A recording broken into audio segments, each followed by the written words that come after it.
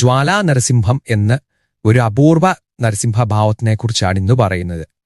പൊതുവെ 74 നരസിംഹ ഉണ്ടെന്നാണ് പറയുന്നത്.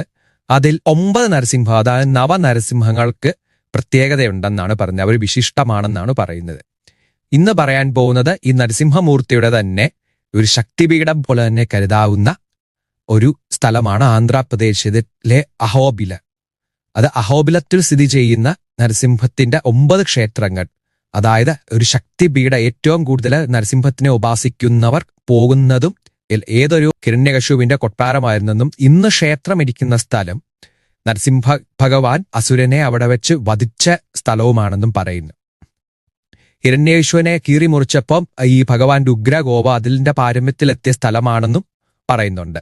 ക്രോധ നരസിംഹ മൂർത്തിയായിട്ടാണ് അവിടെ ഹിരണ്യകശുവിന്റെ തലയും കാലും മടിയിൽ പിടിച്ചിരിക്കുന്നു. മറ്റു കൈകൊണ്ട് അസുരനെ ഇങ്ങനെ കീറി മുറിക്കുന്ന നമ്മൾ ഈ ഫോട്ടോയിലൊക്കെ കാണുന്ന പോലത്തെ ഉഗ്ര നരസിംഹത്തിന്റെ തന്നെയാണ് ഭാവ് എന്ന് പറയുന്നത്.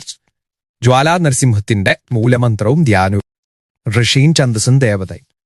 അസ്യ ശ്രീ ജ്വാലാ നരസിംഹ മഹാമന്ത്രസ്യ ജമദഗ്നി ഋഷി ജഗതിച്ഛന്ദ ശ്രീ നരഹരി ദേവത മധ്യേ ചക്രം മഹാസ്യം ജ്വലതനല ചികാഗ്രസ്ത വേതാളവർഗം സ്ഫൂർജ ദുഘോരരാജിത പ്രതിരസനപദേ വിഗ്രഹസ്തുസുഹന്ത തേയോ അസ്മാഫിസ്സമുദിർ തിനകര സദൃശ്യ സ്ത്രീക്ഷ്ണ ദംഷ്ട്ര. ഇനി മൂലമന്ത്രം. ഓം ഹ്രീം ഷ്രൗം ശ്രീം ജ്വാല ജ്വല ജ്വാലാമാലിനി മണികുംഭായ നൃസിംഹമൂർത്തയെ ഹും ഭട്ട് സ്വാഹ.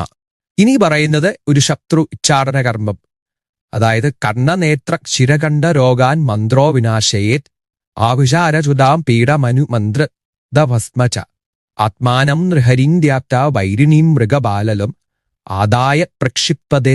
താൻ നരസിംഹമൂർത്തിയാണെന്നും ശത്രു ഒരു മാൻകുട്ടിയെപ്പോലെയാണെന്നും ധ്യാനിച്ച് ആ ഭസ്മം എറിയണം. അങ്ങനെ ഏത് ദിക്കിലേക്കാണോ എറിയുന്നത് ആ ദിക്കിലേക്ക് തന്നെ ശത്രു തന്റെ കുടുംബത്തെ ഉപേക്ഷിച്ചു പോയി